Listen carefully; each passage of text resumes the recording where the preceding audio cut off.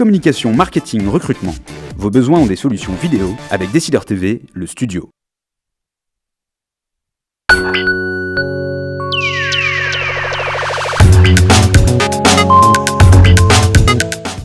Les décideurs de la gestion, bonjour. Vendredi, nous faisons le point sur l'actualité de la semaine et avant un week-end qui sera prolongé à nouveau.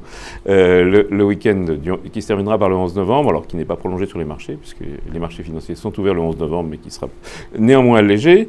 Nous faisons le point, nous allons ensuite analyser, essayer de donner des pistes. Et dans l'émission que vous pouvez consulter en cliquant sur le lien voisin sur le même site, les décideurs de la gestion s'engagent les conseils, vous aurez l'application pratique de cette analyse que je fais aujourd'hui avec Christian Ginolac de Gaspal Finance. Bonjour Christian. Bonjour. Alors, on commence par l'actualité. L'actualité, baisse des taux un peu surprise de la Banque centrale cette semaine. Européenne, pardon. La Banque centrale européenne. Oui, alors ce qu'on peut remarquer, c'est que la plupart des opérateurs pensaient que la BCE allait baisser ses taux, mais peut-être pas si vite. Et ce qu'on dit en général, c'est que la publication d'un chiffre d'inflation bas pour la zone euro sur octobre, qui était de 0,7. Oui, 0,7 sur un an, c'est faible. La déflation menace un peu. C'est faible. Déflation en Espagne. Oui. Donc on est rentré dans un cycle qui pourrait être un peu japonisant, oui, de récession. Dû à la déflation. Alors on a un peu de paradoxe parce que c'est le moment où l'économie repart un petit peu en Europe, même timidement, que la BCE adopte une stratégie plus agressive. Oui, mais la déflation qui nous guette, nous sommes dans l'euro, donc on ne peut pas dévaluer. Donc les gouvernements ont été obligés de faire une dévaluation en interne, notamment en diminuant les salaires, ce qui fait baisser la consommation, ce qui fait baisser la croissance. Oui, ça c'est la spirale. Ça, c'est la spirale. Cette spirale, la suite de cette spirale, c'est la déflation. Or, on arrive tout juste à contenir la baisse des économies, en grande partie d'ailleurs grâce à nos voisins allemands. Parce que si on enlève l'Allemagne, la croissance en Europe est quand même beaucoup moins forte. Et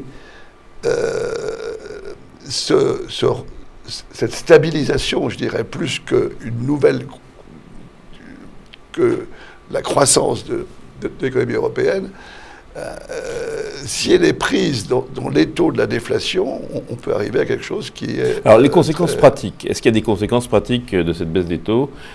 Alors la conséquence pratique, malheureusement, elle a été un petit peu annulée par la décision de Standard & Poor's ce matin, de dégrader la France, puisque les taux longs français ont remonté ce matin, alors que sur les autres pays européens, ils sont restés stables ou légèrement en baisse. En France, on a monté de 0,20 centimes, c'est pas énorme. La baisse des taux de la BCE, c'est plutôt quelque chose qui fait baisser les taux en général, c'est quelque chose qui est plutôt positif pour les actifs, y compris les actions en particulier.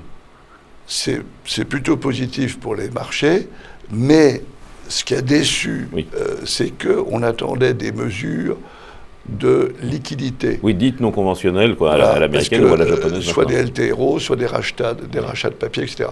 Parce que simplement de baisser les taux, quand on est à 0,50, qu'on passe à 0,25, on ne peut pas dire que c'est la révolution. Non, ça ne change pas. Ça change pas énormément les choses. C'est plus un signe qu'autre chose. C'est plus un signe, mais ce signe n'étant pas accompagné de mesures sur la liquidité, je vous rappelle que la Banque centrale européenne est la seule banque centrale principale dans le monde dont le bilan baisse depuis un an. Oui. Elle retire de la liquidité, alors que toutes les autres en rajoutent. Donc, reprendre de la liquidité en période d'inflation très faible, qui risque de passer en déflation, c'est pas bon. C'est dangereux. C'est dangereux. Donc, justement, à l'inverse, donc aux États-Unis, statistiques meilleures d'activité, peut-être c'est une statistique meilleure sur le marché de l'emploi. Alors là, c'est l'inverse, on a peur que la Réserve fédérale finisse par infléchir ces fameuses injections. Oui, mais enfin, tout le monde sait que ça va venir un jour. Oui. Donc, je dirais que ça n'a pas eu d'impact majeur, d'ailleurs. Aujourd'hui, les pronostics, ce serait une baisse des rachats vers la fin du premier trimestre. Oui, c'est ça. On va quand même attendre qu'il y ait une nouvelle patronne à la Fed, fin janvier, le temps qu'elle fasse une conférence ou deux conférences. Oui, et puis je dirais que ce qui est encourageant, quelque part, c'est qu'ils ont vu qu'en septembre, ils avaient été un peu trop forts. Ils ont vu tout de suite les conséquences sur les marchés. Donc, ils vont certainement être plus prudents. Ils gèrent la croissance. Alors, il y a une conséquence à tout ça, quand même, ce sont les parités monétaires. L'euro perd 1,5% contre le dollar, contre le livre sterling ou contre le yen cette semaine. Ben, on a envie de crier bravo. Voilà, on a envie de dire enfin. Parce que notre monnaie est beaucoup trop chère par rapport aux autres monnaies, notamment par rapport au dollar. Elle s'est beaucoup appréciée depuis 6 mois et on aurait bien envie de l'avoir baissée. Alors, la BCE dit, moi, c'est pas mon problème. Mais ce qu'on peut espérer, c'est qu'avec les politiques qui risquent de diverger, avec une BCE qui va plutôt apporter de la liquidité et la Fed qui va plutôt en enlever, en retirer, ou en tout cas en mettre moins. Ou en tout cas en mettre moins, ça devrait normalement entraîner une bascule entre l'euro et le dollar. Qui serait favorable au dollar, donc favorable à l'économie européenne. Donc, exactement, et ce qui sera favorable à l'économie européenne. Alors, et à nos marchés, voilà. Puisqu'on est là pour ça. Autre actualité, je vois une question de nos téléspectateurs. Twitter numéricable, faut-il tout miser sur le high-tech? Donc Twitter, qu'est-ce qui s'est passé? Parce que c'est quand même quelque chose de... Twitter... L'introduction en bourse a eu lieu Twitter, hier. Twitter, c'est formidable. Ça, c'est les Américains qui s'emballent pour l'Internet et pour tous ces développements. Alors, il faut quand même voir les chiffres, c'est quand même assez impressionnant. Twitter, aujourd'hui, capitalise 24 milliards et demi de dollars, c'est-à-dire à peu près 40 années de chiffre d'affaires. Donc, il faut que la progression... On est revenu dans la bulle de 2000 ? Alors, on est revenu, en tout cas, dans le système de calcul qu'on avait en 2000, où, comme on essayait de valoriser des sociétés qui avaient un tout petit chiffre d'affaires, qui perdaient de l'argent, comme Twitter d'ailleurs, oui. Puisque on pense que Twitter ne va pas gagner d'argent avant 2016, donc on a le temps. Oui, 2015, il vise une sorte d'équilibre, donc ça veut dire que... Voilà. Oui. Donc, et alors, comme on ne sait pas calculer les choses, on compte par le nombre d'abonnés. Voilà. Alors, le nombre d'abonnés de Twitter est quand même assez impressionnant, puisque c'est plus de 230 millions dans le monde, dits actifs. Oui, qui ferait 400 millions de tweets, de QQ par jour. Donc voilà, et ça donne à peu près, aujourd'hui, pour cette année, à peu près 600 millions de dollars de chiffre d'affaires. Mais donc, on mesure la capitalisation d'une société par son nombre d'abonnés. Mais alors, est-ce qu'il faut s'embarquer dans ce secteur? Parce que les très très grands, Facebook, Twitter, LinkedIn, on comprend bien que ça marche, que ça attire, mais la bulle de 2000, elle a été descendue très bas. C'est-à-dire que est-ce qu'il faut suivre tout ce secteur finalement? Écoutez, le meilleur repère qu'on ait à court terme, c'est Facebook. Hein. Facebook avait, comme on le sait, loupé son introduction en bourse. Mais remettons les choses un petit peu en perspective. Twitter a levé 1,8 milliard de dollars. Facebook en avait levé 16 milliards. Oui, donc le reclassement du papier, comme on dit, c'est pas la même chose. 16 milliards, c'est un peu plus lourd. Bien. Donc, et aujourd'hui, Facebook est bien au-delà de son coût d'introduction, puisqu'il a à peu près doublé. Bon, alors justement, la question pose aussi la question de numéricable, qui est alors quelque chose qu'on connaît bien en France, qui a un peu de visibilité longue. Est-ce que numéricable, c'est plutôt le secteur qui ressemble à en fait, la vogue des télécoms, qui est un peu revenu depuis 3-4 mois? L'équivalent allemand a fait l'objet d'une OPA par Vodafone. C'est à suivre. Bon, pour ceux qui en ont eu, tant mieux. Pour ceux qui en ont, c'est pas le cas de tout le monde. C'est pas le cas de tout le monde. Mais les particuliers ont été bien soignés. Alors pour une fois, les particuliers ont eu les 200 titres minimum qu'ils avaient. Ils ont eu les 200 titres. Et alors ils font quoi, juste rapidement? Comment? Ceux qui ont eu ces 200 titres? Écoutez, le titre monte de près de 7% aujourd'hui, donc je pense qu'ils le gardent. D'ailleurs, vous savez, les particuliers, ils ne sont pas encore au courant. Non, voilà. Leur banque ne leur a pas annoncé qu'ils avaient à peu près 5 000 € de titres numéricables. Bien, deuxième chapitre, actualité des valeurs. C'est la fin des résultats trimestriels ou des chiffres d'affaires trimestriels. Alors, un mot des banques. Il y a des banques qui ont publié cette semaine. Alors, les résultats publiés par les banques sont bons, ils sont solides. Que ce soit la Générale ou le Crédit Agricole qui ont publié cette semaine, que ce soit Natixis ou la BNP, toutes affichent une rentabilité bien meilleure, des ratios BAL 3 de solidité financière qui sont tout à fait en ligne, puisqu'ils sont aux alentours de 10% à peu près, ce qu'on appelle le core Tier 1. Et les restructurations commencent à porter leurs fruits. Et puis n'oublions pas que lorsqu'on a provisionné un certain nombre d'actifs, on ne le provisionne pas chaque année. Oui. Donc, on va bientôt arriver à la période où on va pouvoir faire peut-être des reprises. Oui, on va peut-être même reprendre, puisque ça se passe pas aussi mal. En tout cas, les provisions baissent beaucoup. L'archi-exemple, c'est le Crédit Agricole, qui avait perdu 2,8 milliards il y a un an, qui en gagne 730 millions ce trimestre, mais entre les deux, ils avaient dû déprécier les titres sur la Grèce de la banque empirique. Ça, c'est sûr que quand c'est derrière, c'est déprécié. C'est derrière. Donc, les banques, globalement, ils font ce qu'ils ont dit et ils ne restent pas extrêmement chers en bourse. Non, ils ne restent pas extrêmement chers. On est toujours dans les ratios de valorisation en dessous de 1 en termes de prix par rapport à la valorisation boursière, mais on s'en rapproche. On se rapproche donc de Actifnet. Voilà. Bien, alors cette semaine, on continue. On fait un tour rapide. Veolia. Ouais. Alors Veolia, c'est un de vos tops, comme on dit, puisque vous l'avez recommandé bien plus bas dans cette émission. Oui, écoutez, je crois que Veolia, c'est un exemple aussi de société qui est en restructuration. Les résultats ne sont pas formidables. Ils ont notamment été entamés, comme beaucoup de grandes valeurs, par les problèmes de change. Et ça, je dirais que c'est toutes les grandes sociétés multinationales qui ont sorti leurs résultats du T3. Ce qu'on constate, c'est que toutes ont une perte de change en termes de chiffre d'affaires entre 3 et 7%. Et ça, c'est très significatif. D'ailleurs, on peut être amené à se poser la question de savoir comment se fait-il que les grandes sociétés si internationales gèrent aussi mal leur position de change. On est un peu surpris. Elles ont été sans doute surprises. Mais dans ces proportions-là, c'est quand même... Alors bien sûr, il y a eu la baisse de la monnaie du Brésil, en Asie aussi, etc. Et puis la baisse du dollar. Bien, donc Veolia, ça suit son cours. Bureau Veritas, c'est aussi une valeur que vous aimez bien. Voilà, ça, c'est aussi l'archi-exemple de la société qui travaille dans le monde entier et dont l'effet change a été négatif de 7%.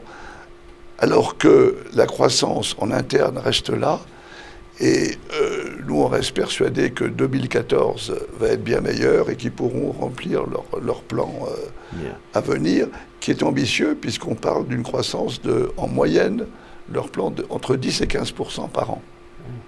Pas mal. Bon, alors ensuite, un peu de cycle. En allant vers le haut, le Havas, le grand Arcelor, c'est des valeurs cycliques qui ont publié toutes les trois. Alors, sur Havas, c'est moyen, puisque c'est une croissance organique qui est, je dirais, la plus faible des grandes sociétés du secteur, puisque c'est de l'ordre de 1%. Pour exemple, Publicis, c'est un peu plus de 4%. Chez Omnicom, c'est un peu plus de 5%. Donc, on a vraiment... Oui, on est un peu en retard. On est vraiment en retard. Mais il y a une restructuration qui est en cours. Alors, voilà. Donc, bon. Maintenant, ça fait quand même 4 ans ou 5 ans que le groupe Bolloré est rentré au capital. Oui, donc, voilà, on va commencer, j'espère, à sentir... On aimerait voir. Bien. Alors, le grand ? Alors, le grand, c'est pareil. Les chiffres sont bons, mais ils sont impactés fortement par le change. Oui, ça, et on a des prévisions de marge opérationnelle qui restent très bonnes, aux alentours de 19,5 à 20%. Là aussi, le pire est peut-être passé, notamment dans tout ce qui est de la construction. Sûrement. Et ça fait partie des valeurs comme Saint-Gobain aussi, qui vont profiter de la reprise de la construction. Qui est une belle performance boursière. On monte dans le cycle, et parce que la plus cyclique, Arcelor. Oui. Arcelor peine. Arcelor peine. On construit moins de nouveaux buildings en Chine, on construit moins dans le monde entier. On a moins besoin d'acier. Il y a une surproduction d'acier très importante. Oui, c'est un marché assez cyclique. Et donc, les résultats sont en baisse. Alors, ce qu'on peut constater, c'est qu'ils ont fait des gros efforts sur leur dette. Ils ont fait l'augmentation de capital, etc. Ils ont réussi à maintenir un endettement au même niveau malgré la dégradation des résultats. Nous, ce qu'on pense, c'est qu'Arcelor fait partie des valeurs très cycliques qui devraient bénéficier de la reprise mondiale en 2014. Donc on peut commencer à s'intéresser, je pense, c'est spéculatif, mais à s'y intéresser. Ça fait partie des valeurs qu'on... Alors quelque chose qui ne déçoit pas, qui ne semble pas connaître la crise, Hermès. C'est formidable, ça. Formidable, c'est toujours plus de 10%, alors que ses concurrents montrent quelques peines à atteindre les 5-6%. Oui. Hermès continue sur son chemin. D'ailleurs, ce qui est très intéressant, c'est que vous avez pu remarquer que chez LVMH, Vuitton a adopté une politique maintenant de montée en gamme assez qui Hermès, ressemble un oui, peu oui, à... Ils sont collés au leader. Donc celui qui apprend le métier à l'autre, c'est pas forcément celui qu'on croyait. Oui, on a l'impression que Dior se cale un peu sur Chanel et que Vuitton se cale sur...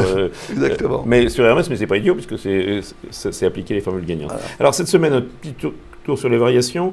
Je retiens 2 variations, à la hausse d'ailleurs. Alstom qui fait 5%, ça vous inspire quoi? Oui, ben, ça inspire que Cron est un remarquable manager et qu'il montre qu'il sait prendre les problèmes en main. Il prend des mesures pour rétablir la trésorerie du groupe. Et je crois qu'il y a un certain re-rating sur il y a un re-rating sur Alstom. Et un petit peu la même chose sur Areva. Alors Areva, 3,36% 3,36% de hausse. Bon, ouais. Oui, mais Areva, ce qu'on se rend compte, c'est que dans le monde entier, maintenant, on reprend le schéma de construction de centrales nucléaires en Angleterre, au Brésil, où on a un chantier maintenant qui va être repris par Areva, qui était autrefois suivi par Siemens. Et donc, d'une période où on disait le nucléaire c'est mort parce que ça pollue, etc., on en revient à une notion... oui, il y a moins de concurrents du fait effectivement de l'abandon dans certains pays, du fait de la concurrence pour le moment peu crédible des Japonais, etc. Exactement. Donc là aussi, on a un re-rating de Areva. Il y a sans doute un re-rating d'Areva. Je crois que le contrat en Angleterre a été vraiment l'élément qui a déclenché. Alors, troisième chapitre, gestion. Gestion, alors la fameuse grande rotation, la fin des obligues et tout le monde sur les actions, ça se poursuit. Qu'est-ce que ça fait aujourd'hui? On voit que l'Europe a été le continent qui a collecté le plus sur les actions. Oui, on dit que jamais les États-Unis depuis 30 ans ont investi autant en Europe. Voilà. C'est vrai que les performances aux États-Unis ont été formidables sur les 3 ou 4 dernières années. L'argent se repositionne. Et puis on voit très bien que la BCE va maintenir des taux très bas pendant très longtemps. Ce qui veut dire que les actifs sans risque vont rapporter quasiment zéro. Oui. Même des taux réels négatifs. Négatifs de base, et pour quelqu'un qui paye des impôts en plus, réels très négatifs. Et donc les actions qui ont des rendements de 2,5%, 3,5%, 4%, voire plus, paraissent intéressantes. Donc ça continue moi, avec quand même un tropisme, pays développés et Europe principalement. Exactement. Et puis l'autre tropisme, c'est le tropisme d'un certain retour sur des valeurs qui avaient été délaissées. Donc on a tendance à vendre les Pernod Ricard, les Essilor, les L'Oréal, qui ont fait des parcours formidables, pour se remettre sur des valeurs plus cycliques, comme Arcelor, comme Veolia, comme Alstom, comme Areva. Donc maintenant, alors, ce qu'on a vu, c'est grâce à ça notamment, on n'a pas eu la consolidation habituelle de l'automne qui permet en général un rallye de fin d'année. Est-ce que le fait que cette consolidation a été, finalement on a consolidé en montant légèrement, disons les choses comme elles sont, sur un mois quand même, le CAC 40 prend 3,6%. Et puis beaucoup de fonds ont fait plus de 20% depuis le début de l'année. Est-ce que cette stabilisation... Oui, c'est une très belle année. C'est une très belle année. Vous avez des fonds, vous avez des fonds situations spéciales qui ont très bien marché. Oui, nous, notre meilleur fonds fait un peu plus de 22%. Bon, voilà, on ne peut pas se plaindre si on en a. On ne se plaint pas. Voilà. Donc, est-ce que cette consolidation légèrement haussière va nous priver du fameux rallye de fin d'année? Ou est-ce que finalement l'action des banques centrales et notamment de la BCE va nous aider? Ce qu'on va attendre, je pense, c'est le prochain mouvement de la Banque centrale. S'il tarde, les marchés européens vont sans doute stagner. Si, en général, les mouvements de liquidité, Draghi, on l'a vu en 2011, a tendance à les faire en fin d'année pour approvisionner les bilans des banques. Donc s'il y a un mouvement de LTRO qui est attendu, s'il ne se passe pas, il y aura sûrement une déception. Mais tout ça, on ne peut rien faire tant que Mme Merkel n'a pas constitué son gouvernement, j'imagine. Il y a également ce problème que la situation politique en Allemagne est aujourd'hui bloquée et on ne peut pas négliger son rôle sur les décisions européennes. C'est assez gentiment dit. Alors, vos concepts du moment, Christian? Alors, mes concepts du moment, bien, je crois qu'on en a évoqué un certain nombre, c'est-à-dire qu'il y a un certain nombre de sociétés dont on voit très bien qu'il y a un re-rating sur... Donc ça, c'est encore à jouer. Ça, c'est à jouer. Je crois que bientôt, on va pouvoir jouer une reprise du dollar, pour les raisons qu'on a expliquées. Alors, on a eu tendance à essayer de le faire comme déjà plusieurs fois dans l'année, donc vous allez me dire que ça finira par arriver. Oui, mais enfin, ça finira par arriver. Et ce qui fait que je ne délaisserai pas complètement les valeurs qui sont exposées au dollar ou à des monnaies liées au dollar, qui est une tentation actuellement compte tenu des effets de change qu'on a connus. Donc les L'Oréal, Pernod Ricard et tous ceux qui ont finalement annoncé des résultats un peu décevants Veritas, pendant les trimestriels à cause du dollar, c'est peut-être celle-là qu'il faut regarder. Et y compris les stars. Oui, y compris que je vous ai interrompu, les L'Oréal. Voilà, parce que quand même, je considère parce que ce qu'on peut voir, c'est que les croissances hors effet de change sont restées très bonnes. Oui, ça, donc, il ne faut pas, je crois, se laisser prendre à ce jeu-là. Bien, donc ça fait des concepts. Bon, la location d'actifs, rapidement, on est en action de toute façon. Alors oui, si je prends un exemple qui est notre fonds patrimonial, il est aujourd'hui à un petit peu plus de 60% en exposition aux actions, à peu près un petit 10% exposé sur les convertibles. Ça reste un concept malgré le niveau des taux, parce que les convertibles ont un profil, comme on dit, beaucoup plus action qu'obligataire dans les niveaux actuels. Oui, mais on voit quand même que lorsqu'il y a une déception sur une société, le parachute fonctionne. Un exemple, c'était cette semaine quand Technip a annoncé un profit warning. C'est clair que les convertibles Technip, la convertible technique a beaucoup moins baissé que l'action technique. Donc 60 d'actions, un petit 10% de convertibles, il reste 30%. Alors il reste 30% qui est sur la stratégie crédit, c'est-à-dire sur la stratégie à la fois sur le high yield, donc les gros rendements, les hauts rendements sur les sociétés, et la poche des subordonnés bancaires, qui est une poche qui est très intéressante en rentabilité. On a un joli rendement là-dessus. Pas de risque en capital et un joli rendement. Pas de risque de capital, théoriquement, il y en a. C'est la défaillance de la banque. Rapporterait moins. Sinon, c'est la défaillance de la banque. Mais ce qui est certain, c'est que le changement de réglementation de Bâle III va obliger ces banques à racheter ces papiers et on bénéficiera de la prime de rachat. Ce qu'on peut espérer. Bien, ce sera le mot de la fin. Christian Girac, merci. Rendez-vous la semaine prochaine, même heure, même endroit. Et rendez-vous sur le lien voisin sur le même site pour les conseils précis de cette analyse, découlant de cette analyse. Au revoir.